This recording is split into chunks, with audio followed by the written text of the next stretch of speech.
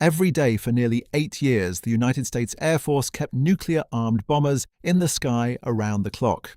Not parked on runways waiting for an order, actually flying, loaded with live thermonuclear weapons, circling the planet in continuous loops that passed over the Atlantic, the Arctic, the Mediterranean, and back again. The operation was called Chrome Dome, and it was born from the most terrifying calculation of the Cold War. The fear was simple. Soviet intercontinental ballistic missiles could, in theory, vaporize every strategic air command airfield in North America within 30 minutes of launch. If every bomber was sitting on the tarmac when the missiles arrived, the entire American retaliatory force could be wiped out in a single strike. The aircraft, the crews, the weapons, all of it reduced to ash before a single order to retaliate could be given. The only way to guarantee that some portion of the nuclear arsenal survived was to ensure that it was never on the ground to begin with. In February of 1959, General Thomas S. Power, the commander of Strategic Air Command, testified before Congress in blunt terms. He told the senators that his command had developed a system known as airborne alert, where they maintained armed bombers in the air 24 hours a day, on station, ready to go to their targets. He said they had to impress the Soviet leadership that America possessed this capability and that the Soviets could not strike with impunity. There was no ambiguity in the message.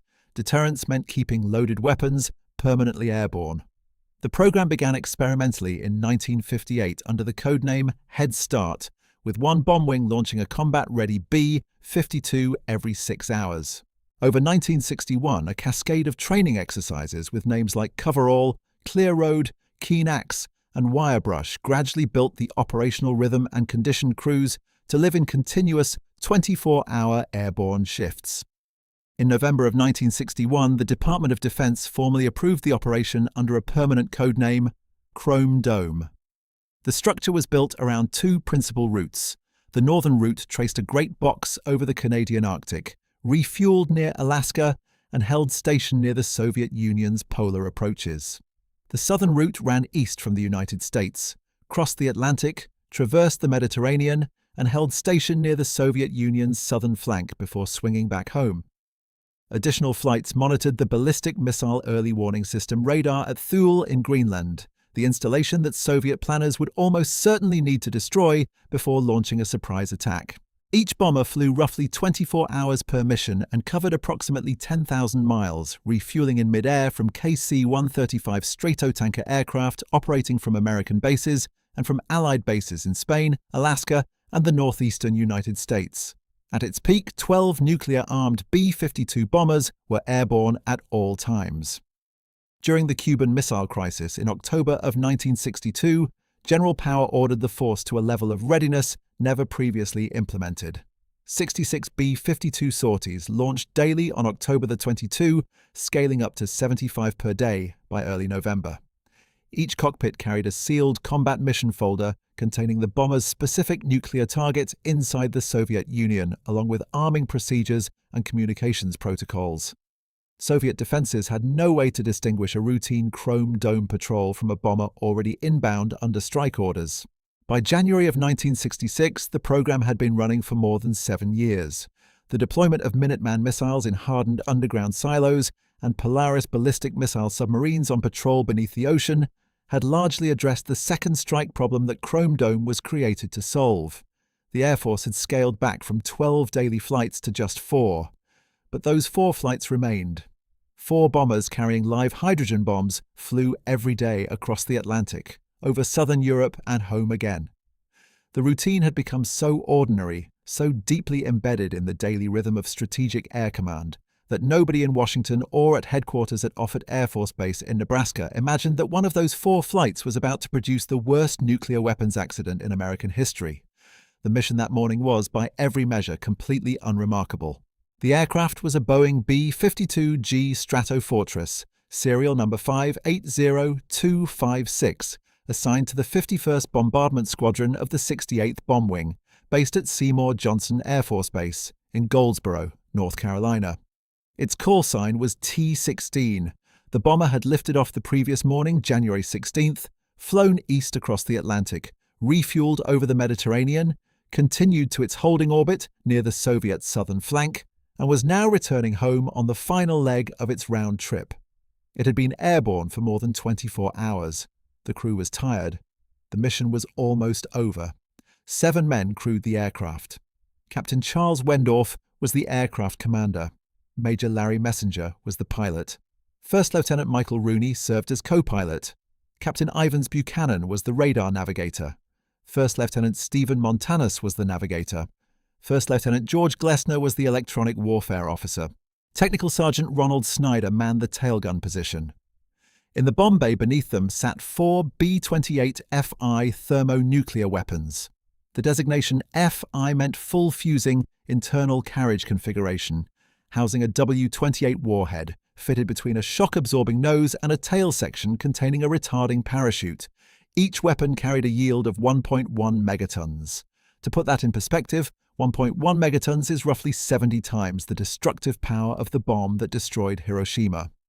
4 of them together exceeded 4 megatons, more explosive force than was used in the entire Second World War, aboard a single aircraft flying over a country that had nothing to do with the Cold War confrontation below. At approximately 10:30 in the morning local time on January 17, 1966, T-16 approached its scheduled refueling rendezvous over the coast of Almeria province in southeastern Spain. The rendezvous point was designated the Saddle Rock Air Refueling Area, an aerial track at 31,000 feet above the Mediterranean coastline. A second B-52 from the same flight, T-12, was already being refueled by a sister tanker in formation nearby. The procedure was routine. American bombers refueled over this stretch of Spanish coastline every day. The tanker waiting for T-16 was a Boeing KC-135A Stratotanker, serial number 610273, call sign Troubadour 14, from the 910th Air Refueling Squadron out of Bergstrom Air Force Base in Texas, deployed to Moron Air Base near Seville as part of the Spain Tanker Task Force. Its crew of 4 was led by Major Emil Chapler as pilot. Captain Paul Lane was co-pilot. Captain Leo Simmons served as navigator. Master Sergeant Lloyd Potolicchio operated the refueling boom, the telescoping metal arm through which fuel was transferred between the 2 aircraft. The sky was clear.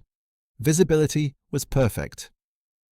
31,000 feet below, a small Spanish fishing and farming village called Palomares sat quietly in the winter sun along the Mediterranean coast. Its population of roughly 2,000 people were tending tomato fields, mending fishing nets, and going about the ordinary business of a Monday morning in a community so remote it barely appeared on most maps. None of them knew that, directly above their rooftops, 2 enormous military aircraft were about to collide. What happened next took less than 10 seconds. The B-52 approached the tanker from behind with too much closing speed. Standard procedure dictated that if the boom operator sensed an unsafe overrun, he would immediately order a breakaway, a command for both aircraft to separate. No breakaway call came. Major Messenger described the moment in an interview years later. He said they came in behind the tanker a little fast and started to overrun it slightly. There was no call for a breakaway, so they did not see anything dangerous about the situation. Then, he said, all hell seemed to break loose. The metal nozzle of the refueling boom struck the top of the B-52's fuselage with enormous force. A primary structural member called a longeron, one of the critical load-bearing beams running the length of the aircraft's spine, snapped on impact.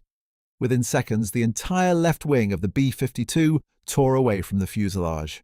Fire from the ruptured bomber ignited the jet fuel inside the KC-135's boom and fuselage. The tanker, carrying between 30,000 and 40,000 gallons of JP-4 jet fuel, dived toward the Earth. At approximately 1,600 feet altitude, its fuel tanks detonated in a single massive fireball visible for miles.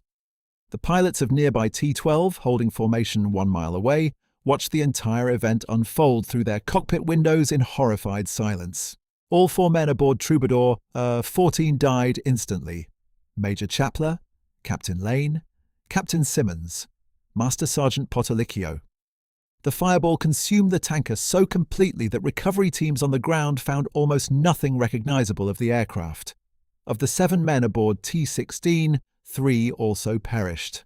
Navigator Stephen Montanus ejected from the lower deck, but his parachute never deployed, and he fell to his death. Electronic warfare officer George Glessner and gunner Ronald Snyder were positioned on the upper deck near the point of impact. They could not reach their ejection seats and rode the disintegrating aircraft to the ground. 4 men survived. Captain Wendorf, Major Messenger, and Lieutenant Rooney parachuted into the cold January Mediterranean and were pulled from the water by local fishing boats. Radar navigator Captain Ivans Buchanan, badly burned by the explosion and unable to separate from his ejection seat, nevertheless managed to deploy his parachute. He crash-landed on the ground near the village with severe burns. Villagers from Palomares found him lying in a field, lifted him carefully, and carried him to the small local clinic. They almost certainly saved his life. Messenger landed the farthest offshore and spent 45 minutes in the cold water, weakening and beginning to lose hope, before being hauled aboard a small fishing boat called the Agustin y Rosa. The captain of that boat was a shrimp fisherman from Tarragona named Francisco Simo Orts. He was 38 years old, a working man with calloused hands and an intimate knowledge of the sea he had fished since boyhood. That seemingly unremarkable act of rescue would bind Simo to the Palomares disaster for the rest of his life in ways neither man could have imagined. By a grim coincidence that still unsettles anyone who learns of it, all 7 of the dead American airmen came down in the area west of Palomares, not far from the small village cemetery. Villagers watching the burning sky briefly believed the cemetery had been the deliberate target of some kind of attack. They were instead receiving, by chance and the physics of falling objects, the bodies of men who had been alive over the Mediterranean 10 minutes earlier. The accidental geography is, even by the standards of this story, almost too terrible to seem real. But the dead were not the worst of what fell from the sky that morning. As the B-52 broke apart at 31,000 feet, 4 hydrogen bombs tumbled free of the bomb bay and began falling toward the village below. Each weapon was powerful enough to obliterate a major metropolitan area. They were now in uncontrolled descent over a rural Spanish farming village whose existence most Americans had never heard of. Within minutes, large pieces of burning aircraft began raining onto Palomares. A substantial section of the bomber crashed into the schoolyard.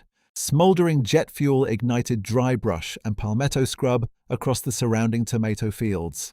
And scattered among the wreckage, 4 thermonuclear weapons were making contact with the earth.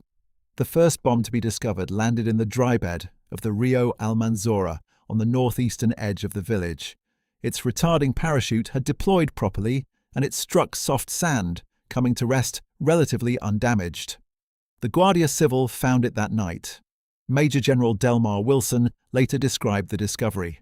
He said the Guardia Civil had come to the little bar in Palomares, which was about the only place that had electricity, and reported what they believed was a bomb. American personnel were dispatched to the riverbed, confirmed it was indeed a nuclear weapon, and posted a guard before dawn. The second and third bombs told a very different story. Their retarding parachutes failed to deploy. They struck the ground at terminal velocity on opposite sides of the village, one crashing to the east in a tomato field and the other slamming down to the west near the cemetery. On impact, the conventional high explosive lenses surrounding the plutonium cores detonated. These were not nuclear detonations. The weapons were not armed, and their safety mechanisms, the so-called one-point safe design, performed exactly as intended by preventing a nuclear yield. But the conventional explosives were powerful enough to blast the bomb casings apart, gouge craters roughly 20 feet across, and scatter vaporized and pyrophoric plutonium into the morning air. A 30-knot wind blowing from the south-southwest carried a fine plume of plutonium oxide dust across tomato fields, olive groves, and the rooftops of the village itself.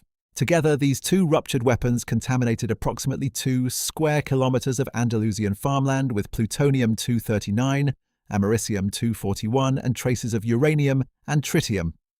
A village woman later described the moment to interviewers. She said she was crying and running while her little girl screamed that their house was on fire because of all the smoke.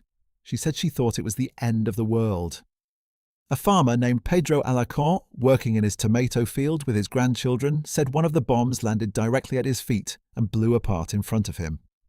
The miracle of Palomares, if one can call it that, is that not a single civilian on the ground was killed. Fragments of 2 large aircraft and 4 hydrogen bombs fell onto an inhabited village and everyone on the ground survived. But the 4th bomb was nowhere to be found. Its retarding parachute had opened fully and the weapon had drifted eastward, out past the surf line, and disappeared into the Mediterranean Sea.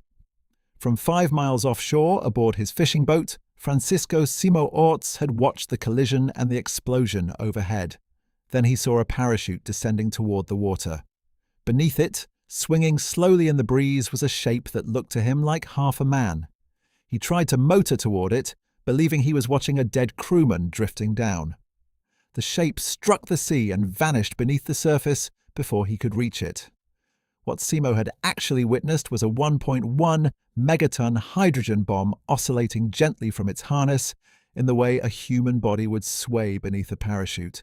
That haunting image, half a man swinging, would become the central clue of the entire recovery operation. At Torreon Air Base near Madrid, the command confirmed what everyone dreaded. 3 nuclear weapons accounted for, 2 of them cracked open and bleeding plutonium across Spanish farmland, and a 4th hydrogen bomb lost somewhere on the floor of the Western Mediterranean. The flag word went out: Broken Arrow, the military designation for a nuclear weapons accident. By evening, President Lyndon Johnson had been briefed. Major General Wilson flew immediately to Palomares with a disaster control team. Within days, the largest deep-water search and recovery operation in history was underway. On January 22nd, 5 days after the collision, the Air Force formally requested Navy assistance. Rear Admiral William Guest assumed overall command of what was designated Task Force 65. At the peak of operations, 18 United States Navy ships formed the core of the task force off the Almeria coast, with additional support vessels rotating through the operation. These included minesweepers, submarine rescue ships, salvage vessels, fleet tugs, destroyers, oceanographic survey ships, and briefly the aircraft carrier Forrestal. Roughly 2,200 Navy personnel were committed to the sea search alone, with thousands more involved in the combined air and ground operation. Among the very first people debriefed was Francisco Simo Orts. Simo was illiterate in formal navigation by some accounts, but extraordinarily skilled in a traditional seafaring technique called enfilaciones, taking visual bearings on prominent landmarks ashore to triangulate a precise position at sea. From the deck of his fishing boat, he had identified exactly where the parachute struck the water by lining up 2 features on the coastline. He gave the Navy coordinates, placing the bomb roughly 5 miles offshore. The Americans were initially skeptical. They were running an enormous high-technology search with Westinghouse side-scanning sonar, deep submergence vehicles, and IBM computers. The idea that a local fisherman with hand-drawn bearings could outperform all of that seemed implausible. But when investigators tested his accuracy by asking him to point out where various other pieces of recovered debris had fallen, he was correct every time. The Air Force formally hired him to assist the search. The Spanish press had already given him a nickname, Paco el de la Bomba, Bomb Frankie. His information was incorporated into a revolutionary approach developed by Dr. John Craven, the Navy's chief scientist for special projects. Craven divided the sea around the suspected impact zone into a probability grid. Each cell received an initial likelihood based on the available evidence, including Simo's eyewitness fix, the sightings of other fishermen, and reports from a coast watcher. As each cell was systematically searched and ruled out, the probabilities were recalculated using a technique known as Bayesian search theory. This focused the most expensive assets, the submersibles, on the cells with the highest remaining probability. It was the first significant real-time military application of Bayesian mathematics and would later be used to locate the lost American nuclear submarine Scorpion in 1968 and the wreckage of Air France Flight 447 in the Atlantic in 2011. The shallower portions of the search area were scoured by approximately 150 qualified divers working from 3 salvage ships, the Hoist, the Petrel, and the Tringa. They operated to 120 feet on compressed air, to 210 feet with mixed gas, and to 350 feet using hard-hat surface-supplied diving rigs.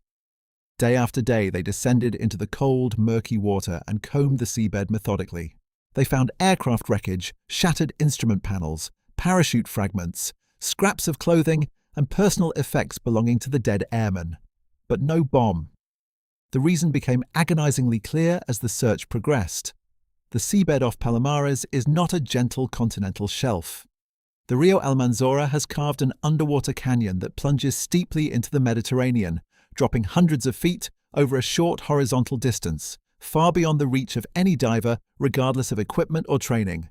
The bomb had come to rest on a 70-degree slope on the wall of that canyon, in total darkness, at a depth no human could survive without a submersible vessel around them. The searchers had been looking in the right area. The weapon was simply far below them, invisible in the black water of a geological feature they had not fully mapped. On February 1, the Woods Hole Oceanographic Institution's deep submergence vehicle Alvin was airlifted to Rota, Spain. Alvin was a 3-person research submersible just 22 feet long, certified for 6,000-foot dives only 6 months earlier. A second deep vehicle, the 51-foot Illuminaut built by Reynolds Metals, was towed across the Atlantic to join the search. The Alvin team included Chief Pilot William Rainey, one of the vessel's original designers, engineer Marvin McCamis, and pilot Valentine Wilson. They began diving on February 15th, piloting the tiny craft into a black, current-swept canyon where visibility sometimes dropped below 30 feet. On March 1st, 43 days after the crash, Alvin's crew spotted something on the canyon floor that made their hearts stop. A 400-foot-long drag mark, a furrow scored into the sediment, running downslope into the darkness. It was the track the bomb had carved as it slid down the steep canyon wall inside its tangled parachute shrouds after hitting the water. They had found the trail, but they lost it that day as visibility deteriorated to near zero and strong currents pushed the tiny submersible off course. They were forced to surface without relocating the weapon. For 2 more weeks, Alvin dove repeatedly into the canyon, searching for the furrow again. On March 15th, they found it.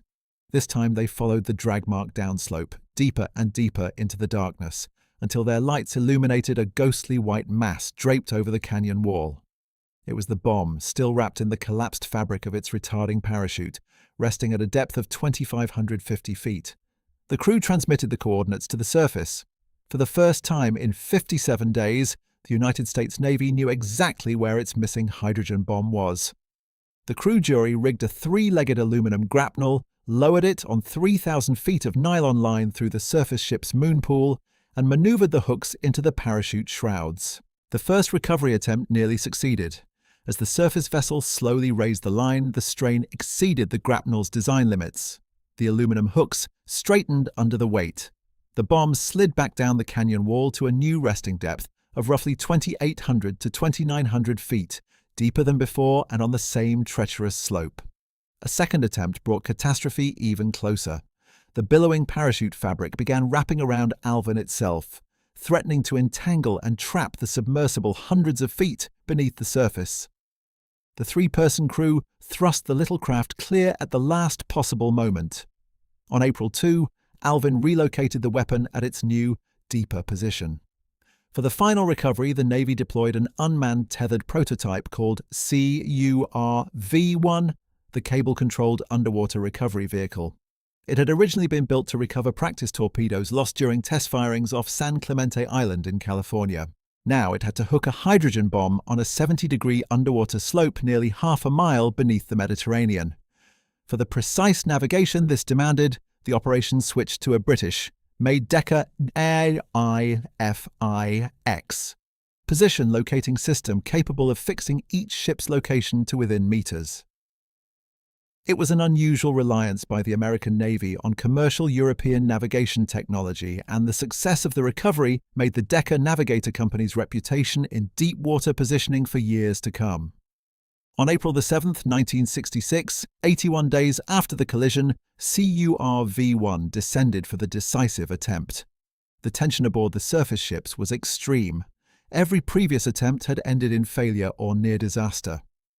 While maneuvering to attach a recovery line to the weapon, the robot's grapnels became hopelessly fouled in the mass of tangled parachute shrouds. For a terrible moment, it appeared that both the weapon and the irreplaceable recovery vehicle would be lost together on the canyon floor. Admiral Guest made a decision that would define the operation. Rather than cut CURV free and risk the bomb sliding even deeper into the abyss, he ordered the entire entangled bundle hauled to the surface as a single unit. It was a calculated gamble.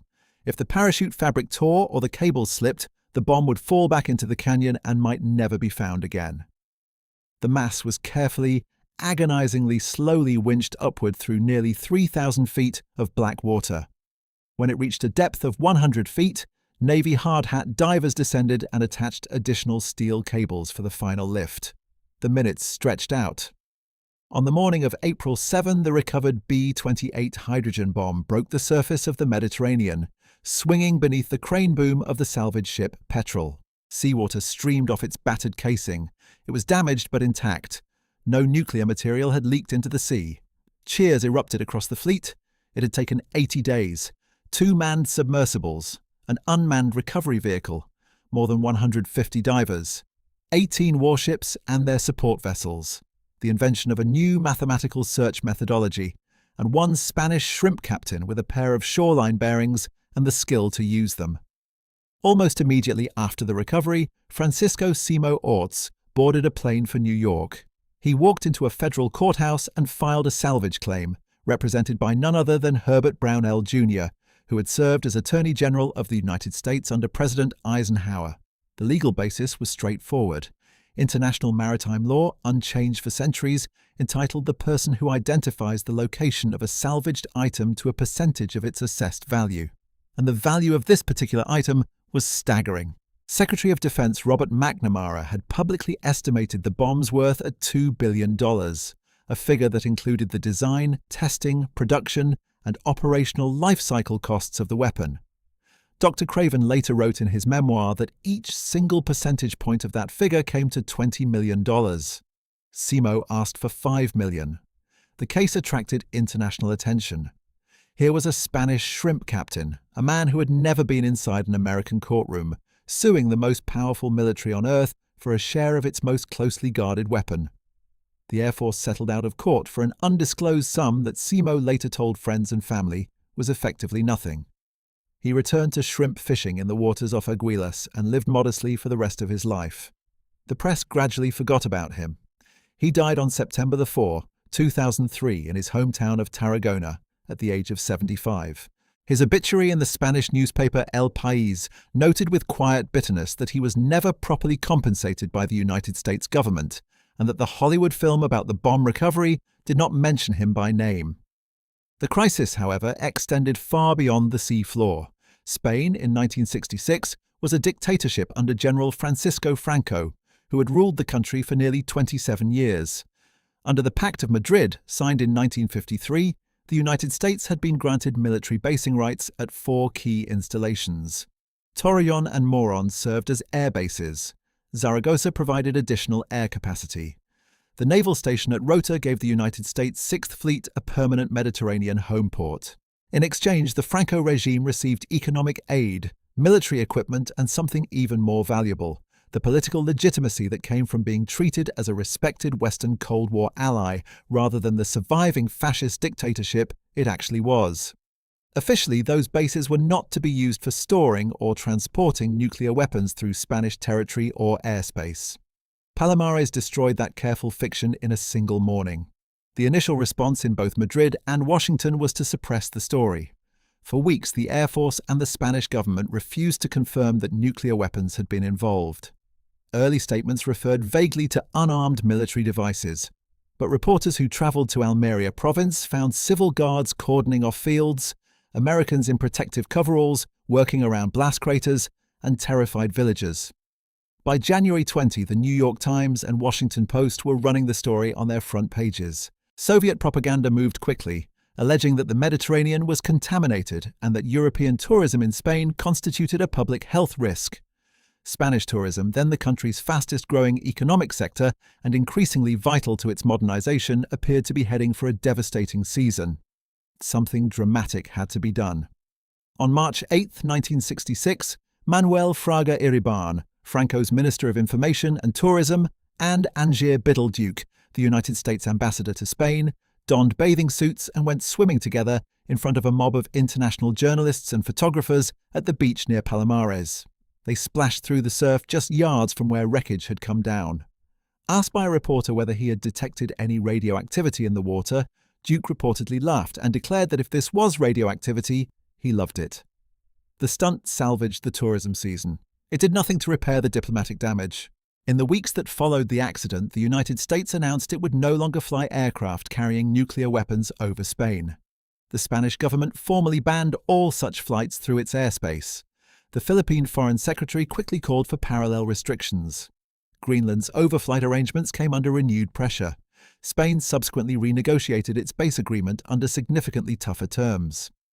Meanwhile, Luisa Isabel Alvarez de Toledo, the 21st Duchess of Medina Sidonia, known as the Red Duchess for her lifelong socialist activism, organized a protest of villagers and journalists against the American presence. She was sentenced to 1 year and 1 day in prison for organizing an illegal demonstration. She was the only person in Spain who received a criminal sentence over the Palomares affair. On the ground, the cleanup operation, codenamed Moist Mop, ran approximately 85 days. 1,600 American military and civilian personnel walked the contaminated fields shoulder to shoulder, scanning the ground inch by inch with Geiger counters and specialized radiation detectors called FIDLER units. The 2 bomb craters and the surrounding land showed contamination levels well above any safe threshold. The most heavily contaminated soil was scraped up, often by men wearing nothing more protective than standard fatigues and cloth face masks, and packed into approximately 5,400 sealed steel drums. Roughly 1,400 tons of radioactive earth and vegetation were loaded onto the transport vessel Lieutenant George W.G. Boyce, shipped across the Atlantic and buried at the Savannah River plant, near Aiken, South Carolina. The first drums arrived in South Carolina on April 8, 1966, just 1 day after the 4th bomb was pulled from the sea. Tomato vines across the contaminated fields were hacked down with machetes and burned. The military purchased affected crops at market prices to prevent contaminated produce from entering the food chain and to keep angry farmers from descending on Madrid. An Air Force band marched through the village in late March to mark the official end of cleanup. A mass was celebrated. The message was clear. Everything was fine. The Americans had cleaned up their mess and gone home. But the Air Force left something behind that it did not disclose. In the final days before withdrawal, American troops dug trenches near the cemetery and hastily buried roughly 2,000 cubic meters of additional contaminated earth that did not fit in the shipping drums. These hidden trenches were never mentioned in any official report. They were rediscovered 4 decades later by Spanish investigators from the National Nuclear Research Center, who used ground-penetrating radar in 2008 and found anomalous radioactivity exactly where local residents had long whispered the Americans had buried something. Despite the official declaration that cleanup was complete, contamination persisted.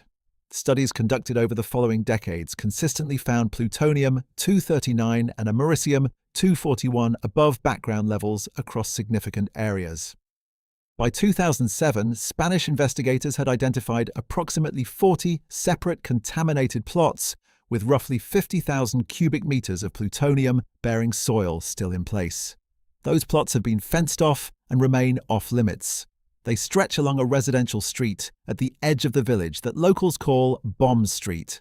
Plutonium-239 has a half-life of approximately 24,000 years.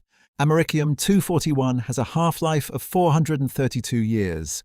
The contamination at Palomares will outlast every government, every diplomatic alliance, and every human generation now alive by orders of magnitude. The health consequences fell hardest on those who had done the cleanup. Most of the 1,600 American veterans rotated through Operation Moist Mop were young airmen wearing standard fatigues and fabric face masks, not specialized protective equipment. Many of them shoveled plutonium-contaminated soil for weeks at a time with their bare hands. Urine samples taken at the time showed alpha radiation levels that the Air Force later dismissed as unreasonably high, attributing them to contamination of the sample containers rather than contamination of the airmen themselves. For decades, the service used low-dose estimates that minimized the apparent risk. But the veterans knew something was wrong. Many of the cleanup veterans, whom investigative journalists later tracked down, had developed cancers, including leukemia, lung cancer, bone cancer, and liver cancer. In December of 2019, the United States Court of Appeals for Veterans Claims certified a class action lawsuit on behalf of Palomares cleanup veterans, whose disability claims had been denied, one of the very first class actions ever granted by that court. In 2022, Under the promise to address Comprehensive Toxics Act, Palomares was designated a presumptive location for radiation exposure. Any veteran who served at the cleanup site between January of 1966 and March of 1967 is now presumed by the Department of Veterans Affairs to have been exposed and is eligible for benefits without further proof. It was, in effect, an acknowledgement that the Air Force had never properly tracked the health of the men it sent to shovel plutonium. Among the most remarkable personal stories to emerge from the entire Palomares operation was that of a man who never reached the bomb at all. Carl Brashear, born on January 19, 1931, to sharecroppers in Tonyville, Kentucky, was the first African-American to graduate from the United States Navy Diving and Salvage School in 1954. He had overcome racial discrimination throughout his career to become one of the finest divers in the Navy. By March of 1966, he was aboard the salvage ship Hoist, commanding the rigging detail responsible for handling the recovery cables and the crate that would receive the weapon when it came aboard. On March 23rd, during a stores transfer in heavy seas, a line parted. Brashear saw that a heavy pipe was about to swing across the deck and strike a fellow sailor. He pushed the man clear. The pipe struck Brashear's own left leg below the knee, nearly severing it. By the time he reached an emergency room, he had no pulse. Medical staff restarted his heart and transfused massive quantities of blood to stabilize him. After persistent infection, his lower left leg was amputated. The Navy moved to retire him. Brashear refused. Over the next 2 years, he rehabilitated himself with a determination that astonished everyone who witnessed it. He hid the blood that filled his prosthetic socket and soaked his stump in salt water at night to toughen the tissue. In April of 1968, he became the first amputee in United States Navy history to be recertified as a diver. In 1970, he became the first African-American master diver in the history of the American Navy. He was awarded the Navy and Marine Corps Medal, the highest non-combat decoration, for his actions at Palomares. He died on July 25, 2006. The 2000 film Men of Honor, starring Cuba Gooding Jr., was based on his life. In a coincidence that speaks to the strange intersection of fiction and reality in the Cold War, the James Bond film Thunderball, whose plot revolves around stolen nuclear weapons lost at sea and recovered with the help of a local fisherman, had completed its worldwide release just 2 weeks before the Palomares collision. American officials privately noted the resemblance. Within months of the real accident, a light-hearted British musical film called Finders Keepers, starring pop singer Cliff Richard, depicted a fictional lost American hydrogen bomb falling near a Spanish seaside town. Life was imitating art, and art was imitating life so fast that the boundary between them dissolved. The Palomares accident might have remained a singular catastrophe, an extraordinary but isolated failure in an otherwise reliable system. It did not.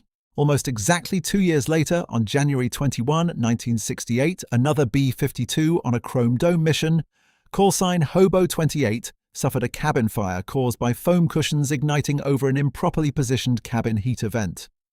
The crew attempted an emergency landing at Thule Air Base in Greenland but could not reach the runway. The bomber crashed onto the sea ice of North Star Bay, approximately 7.5 miles from the base.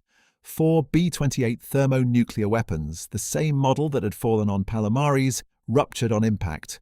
Plutonium, uranium, and tritium scattered across the frozen surface. One of the weapons may have been lost beneath the ice and has never been definitively confirmed recovered. A diplomatic crisis erupted with Denmark, which maintained a strict prohibition on nuclear weapons anywhere in its territory, including Greenland. 2 Broken Arrow accidents in 2 years made the Chrome Dome airborne alert program politically and diplomatically indefensible. Within weeks of the Thule crash, the Department of Defense announced it was re-examining the military necessity of the program. The continuous airborne alert ended. The era of keeping armed thermonuclear bombers in the sky 24 hours a day, every day over Allied nations, was finished. The twin disasters at Palomares and Thule forced something more profound than the cancellation of a single program. They drove a fundamental transformation in how the United States designed, built, and transported its nuclear weapons. Permissive action links, encoded electronic locks that prevented a weapon from being armed without proper authorization codes, were deployed across the entire strategic stockpile.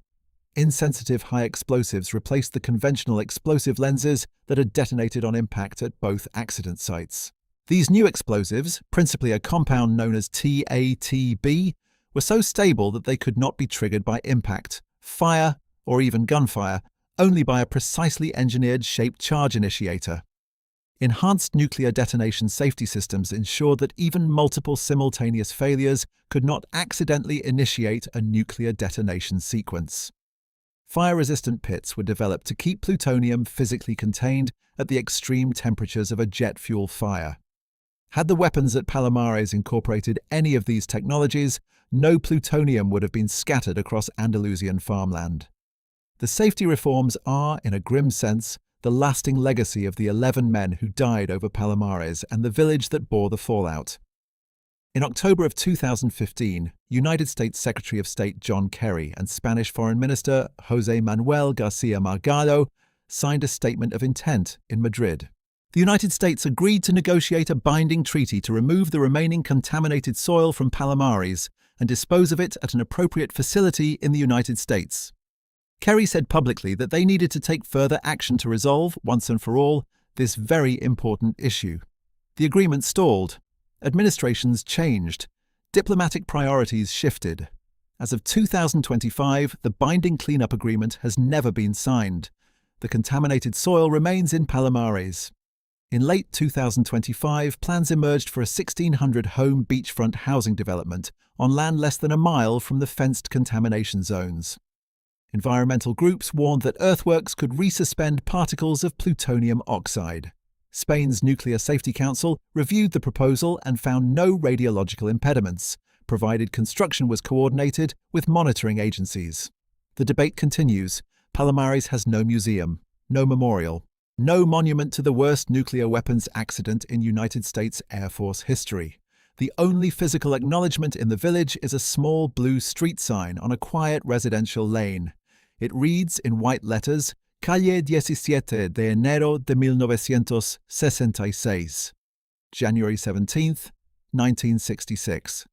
It is the kind of sign nobody passing through would think to stop and photograph. What Palomares teaches, more clearly than any other Cold War episode, is the distance between strategic logic and human consequence. Chrome Dome made perfect sense on a Pentagon whiteboard. Guaranteed retaliation, continuous deterrence, an adversary who could never calculate a safe first strike. The mathematics of survival worked. But the whiteboard did not include Palomares. It did not include the farmer who watched a hydrogen bomb explode at his feet while his grandchildren stood behind him. It did not include the fisherman who chased what he believed was a dead man swinging beneath a parachute, only to discover he had been pursuing a weapon capable of destroying a city. It did not include the young airmen who shoveled plutonium in their shirt sleeves and spent the rest of their lives wondering what it was doing to their bodies. The Cold War demanded that nations think in abstractions. Megatons, throw weights, kill ratios, second strike capability. Palomares is what those abstractions look like when they stop being numbers on a briefing slide and become 4 metal objects falling onto the rooftops of a village that never asked to be part of anyone's war. 4 bombs. 1 village, a 24,000-year half-life, and a reckoning that 6 decades later is still not finished.